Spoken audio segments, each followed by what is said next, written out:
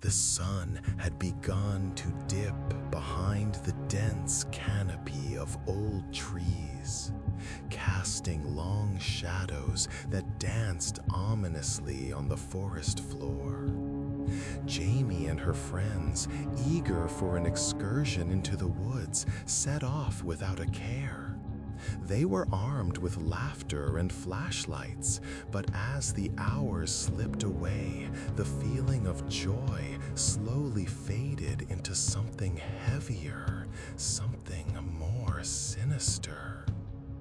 They reached a clearing, but the atmosphere felt thick, as if the trees themselves were watching. As they set up camp, the wind rustled through the leaves. The sound soon morphed into whispers. "Did you hear that?" Sarah asked, her voice barely above a whisper. They all paused, the camaraderie faltering. "It's just the wind," Jamie assured, though uncertainty gnawed at her. Night fell. Around the fire, the crackling flames painted eerie shadows on their faces.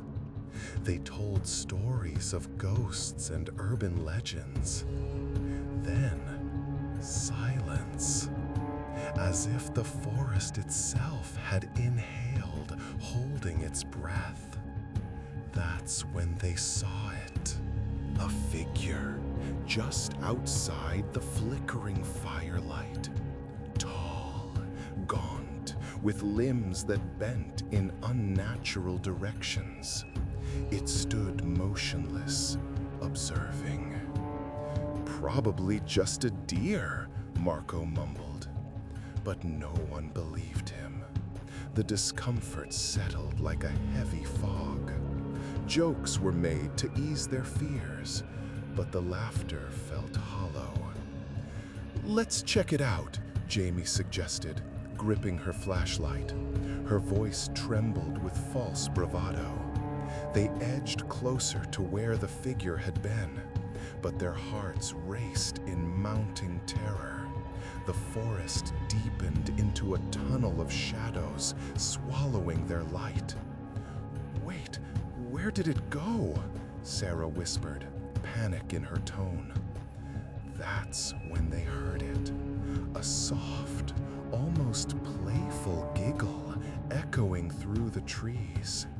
It shouldn't have been there, but it rang clear, chilling them to the bone. They turned to retreat, but the path twisted, disorienting them. The air grew colder, heavy with dread, and the laugh came again, closer this time. "Run!" Jamie shouted. They bolted, branches clawing at their hair. The forest seemed alive, reaching out to claim them. Their gasps and cries were swallowed by relentless laughter, mocking, taunting. At last, they stumbled into the clearing where the fire still flickered. Everything was untouched, just as they had left it. "Dude, what the hell just happened?" Marco panted. But no answer came. Instead, the giggle returned, layered with whispers. "Join us," it cooed, seeping into their minds. The fire sputtered. Shadows twisted into grotesque shapes, feeding on their dread. With every flicker of the flame, their reflections warped, faces merging into one another. A tapestry of fear. The truth became clear. The forest wasn't just alive. It was hungry, and it didn't want them to leave. The embers dimmed, fading to ash. Darkness swallowed them whole. "What do we do?" Sarah's voice broke, fragile, trembling. The trees leaned in, their branches curling like claws. Jamie felt it then. They were not alone, and the figure had never left. "Maybe we can find another trail," Marco whispered, but his voice quivered. He pointed into the dark, his hand shaking. The giggle erupted again, sharp as glass. It circled them. "Join us," it whispered. I can't take this," Sarah shrieked.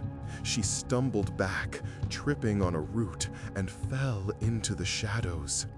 "Sarah!" Jamie screamed. But the darkness surged forward, swallowing her whole. Her cry twisted into laughter, melding with the whispers. "In the trees, in the earth, in your minds," they chanted. The forest pulsed like a beating heart. "Get away from her!" Marco lunged into the dark. But a wall of shadows rose up, devouring him. His screams cut short. "Run!" Jamie forced the word out. But deep down, she knew. The woods had already claimed them.